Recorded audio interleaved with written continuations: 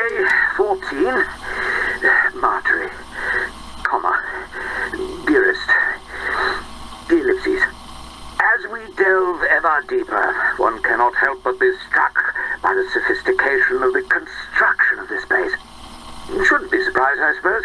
The ancient Egyptians were well into their obsession with building bloody great triangles in the middle of the Balid Desert by the time this went up. But still, when one conjures Neolithic Europe to mind, well, it's more, I say, where did that bloody great henge spring from? Unless, whatever this is. And they certainly went out of their way to seal it up tight as a drum. 2 weeks to bypass 2 stone doors. Oh, stairs. Fascinating wall markings, these. Yes, indeed. One wonders at their purpose. Still, plenty of time for that. Mind your step, that's good fellow. Certainly don't want you tripping and breaking your neck, what? You, Ben, be careful with that crate. It's vital expedition equipment. I tell you what, Potts, it is jolly stuffy in here, isn't it? I might just have a little sit down here. Just a short breather. Yes, that's the ticket. How strange. Is that a handle? Or a lever, perhaps? Egads! Are you fellows all right? No. I rather don't suppose you are. And my poor Vino. Oh, alas. Gone before your time. Dashed decent of you to have me out to the country pile for a spot of shooting on. Pish and tosh. Think nothing of it. It's been, 5 years? Far too long. And besides, my motives aren't entirely altruistic.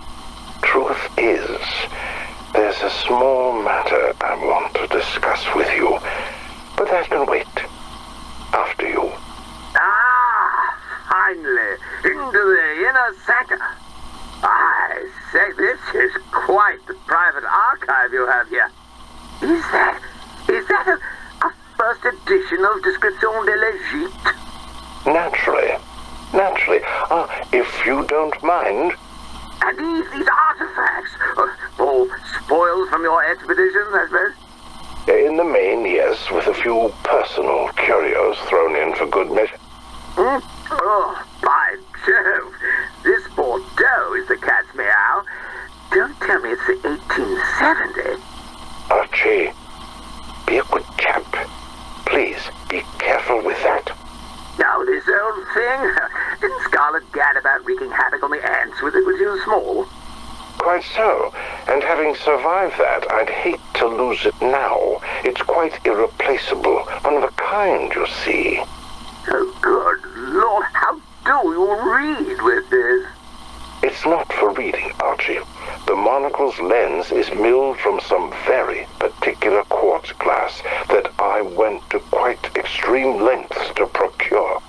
Not for reading, I should hope not. Practically a magnifying glass. Sir Archibald, you are at present juggling the objective lens through which Galileo first charted the transit of Jupiter's moons across the face of that most majestic of spheres. And I really must insist that you most carefully put it down. Let's just put you back where you belong. No harm done, eh? Alistair, what and why and indeed, what is that doing in your possession? Galileo wasn't just a mathematician astronomer. He was an alchemist. I got to thinking, what if that telescope of his was a product of more than just the physical sciences? Had he perhaps goosed it with all the skills he had at his disposal? And what mysteries he unveiled with that wondrous instrument. I had to have it.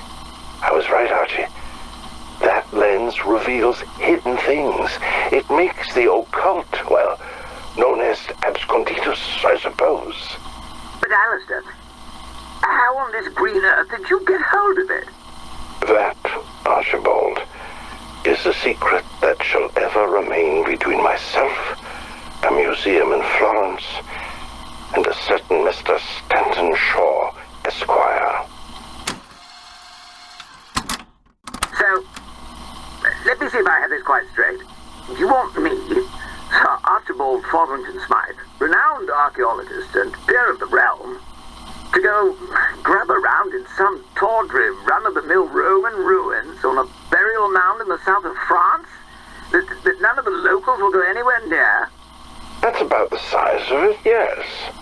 And if I find that, what did you call it, sentinel artifact, that I'm to bring it to you, not publish, not alert the happy scribes of the Royal Archaeological Review, not mark the occasion with even an inch of print in the Times? Seems like you have the measure of it. Yes. Well, no. I mean, it sounds hateful. I shan't do it. Oh, look, old man, not to put too fine a point on it. What else are you going to do with your time? The Egyptian government aren't going to grant you a permit for your own dig. Not so soon after that mummy business. Now, look here. I told you I genuinely thought that mummy was one we'd excavated fair and square. Archie, it belonged to the Egyptian Museum in Cairo. This was right next to our cargo on the dock. And it was intended as a gift from the people of Egypt to the King of Spain. But they all barely well look the same. When you were seen waltzing a 2,000-year-old mummy around in broad daylight, singing a rugby song about the daughter of a local tradesman. Well, I had rather a lot to drink, I will admit that. We've known each other a long time, Archie. We go back, don't we? Oh, I should say so. Wasn't old Flinders big at tennis? 1885. I remember because I missed Scarlett's birth for it. My wife was furious. But Archibald O'Bean, my point is this. In all that time, have I ever steered you wrong? No, I suppose you haven't. Well, what say this? You take the expedition, and I'll be sure to smooth things over with the Egyptian authorities. We'll have you back in the sandpit in no time. And you'll cover the cost of the whole dig? Absolutely. First-class steamer cabins and champagne all the way. All this sentinel jazz seems jolly important. Why aren't you handling it yourself? Would you believe me if I told you I was keeping a low profile because I'm having a spot of bother with a count? Probably not. Tell you what, if you'll throw in a couple of cases of that saucy 70 claret, we have ourselves a deal. You know how to squeeze a fellow dry. Deal. Excellent. Well, I shall commence my preparations at once. Pots! Damn your eyes, man! Where the devil are you? Load the motor car! We're off! Archibald! Sir Archibald! It's after 2 in the bloody morning! Best of British, old man. You will most assuredly be needing it. Sir Archibald Fotherington Smythe, personal diary, date 5. Dearest Marjorie, despite a false start or two, good progress is being made on the initial excavation. Trench 3 is already turning up some dashed interesting Roman ephemera, pottery shards, mosaic tiles, and so on and so forth. Which is, of course, no great surprise, because, as any scholar worth his salt knows, all of this was under Rome's thumb from about 49 AD. Caesar comes along, or render unto, well, me, actually, and shoves the Valley Greeks out of Massalia, a little to the east of here. Anyway, what makes this place so remarkable is its one jolly great earthwork raised by Neolithic tribes, a place to store their stiffs thousands of years ago. Probably took those pagan devils hundreds of years, what? Why, yes. What? I would fancy another little snifter of sherry. Most kind. Most kind. Now, where was I? Ah, yes. Skip forward a couple of hundred. years, give or take, and Lucius Ranius Optatus, the local head honcho, spots that the peasants are still hanging about the place, venerating ancient traditions, burning offerings to the old gods, frolicking, naked under the full moon, I should imagine. And so Optatus declares, no more, I say! Levels the top of the mound, builds a shrine and his own tomb, complete with his own physog cast in copper, and has his legionnaires round up the locals, demanding that they worship him as a living god. So, when they say, we'd rather not, old boy, he butchers them, then sends his men down into the depths of the earthwork to desecrate everything they can lay their hands on. Utterly rum show. Now, here's the thing. In Trench 5, up in Optatus' tomb, we've only gone and bally well found evidence of those executions, haven't we? And in the coming days, I'm confident we'll uncover the path the Romans took into the depths, and thence the very sentinel artifact itself. Day 8. My dearest Marjorie, having carefully block and tackled our way to the main site, exploration can finally begin in earnest. To think the last feet to tread these stones were those of marauding Romans, hell-bent on desecration and the domination of the local populace. This air was last breathed before Chaucer chossed, before the bard barded, and before whatever it was that fellow the apple actually did. Certainly makes a chap think, what? The bodies interred here look to be higher status types. Quite the Gauls about town.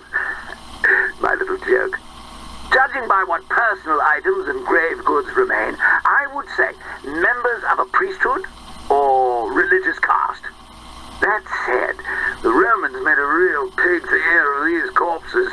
Heads and hands missing, objects and offerings scattered all over the blighted place.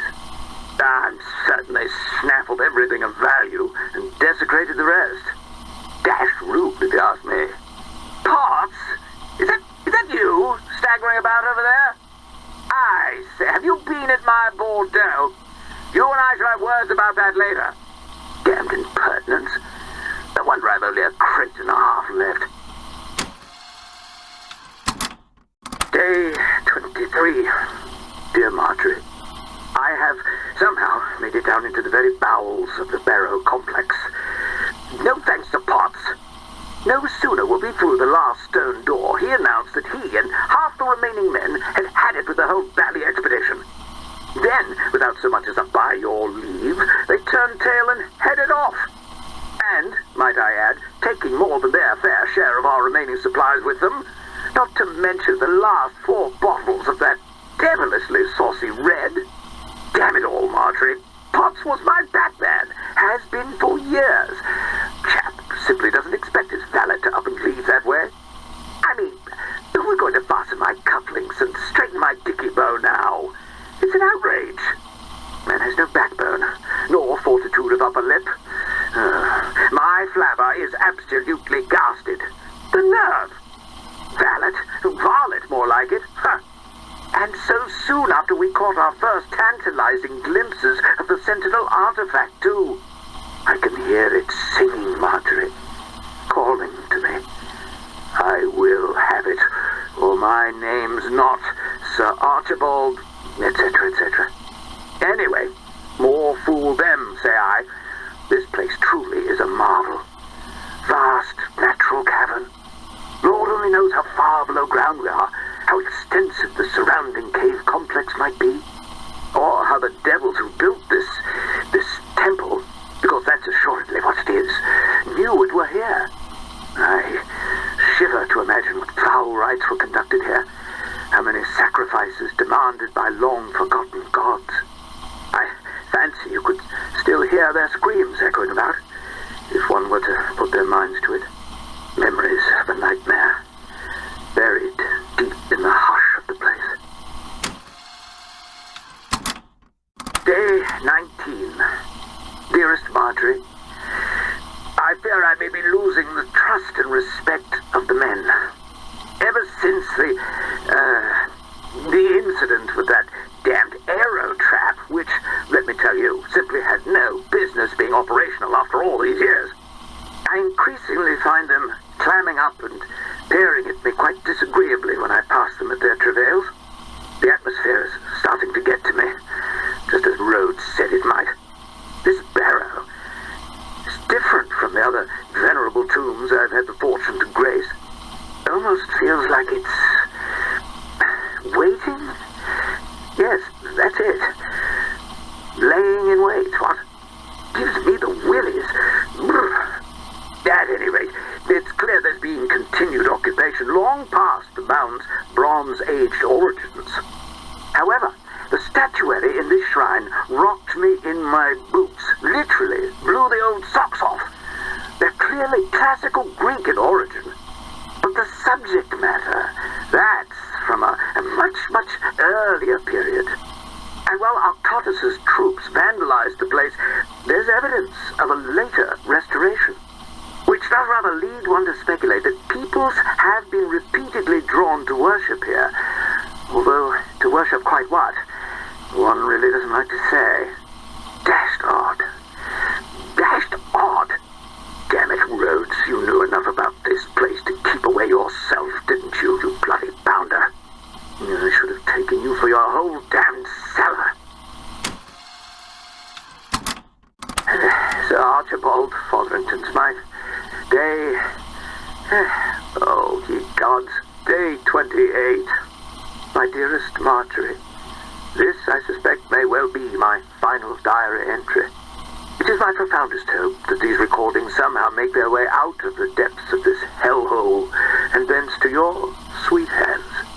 We are out of food, water, and, thanks to that traitorous Cur Potts, there's nary a drop of the good stuff to be found either.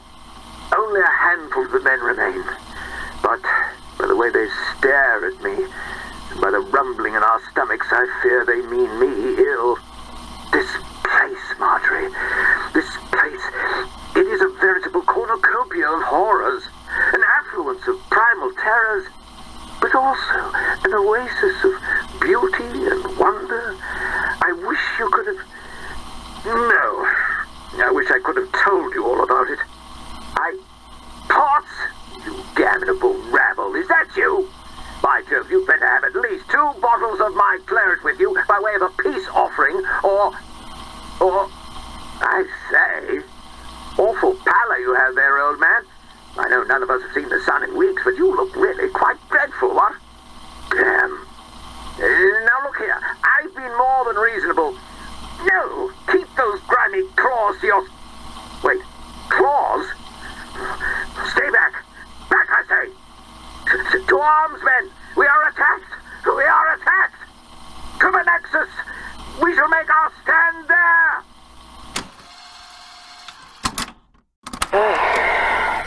So you got any plans after this? After what, exactly? The whole bringing your friend back with the help of Hell's tech support thing? You know, I really don't. Thought that might be the case. Yeah, having just gotten off the revenge wagon myself. You have that look about you. How very insightful of you. Hey, with Nathan gone, I've got no crew, which in my profession is a super shitty spot to be in. I'm so sorry about Nathan. And I'm sorry you got swept up in all this. Thanks. Makes me sick what they did to him and the others. And it happens all the time. Well, maybe not to the extremes Nathan suffered, but people get snapped up and used like animals without a second thought. If I had to put money on it, I suspect you'd win person most likely to be able to fuck up that whole operation. You could. I know how those sick fucks work. Maybe you should get back on the revenge wagon. Wanna join me? Ladies only crew? Well, it would be for a noble cause. Come on, it'd be fun. Admit it. It would be nice to not walk in on someone taking a leak off the side of the ship. Yeah, can't guarantee that won't happen, even without men on board. Yeah, but based on our last sea trip, I'm not sure I'm cut out for a life at sea. Come on, Gray. What do you say? I don't know. We could all get matching jackets. Oh, sod it. If you're fine with swabbing my sick off the deck, I'm in. What was she like, Sergei? Who?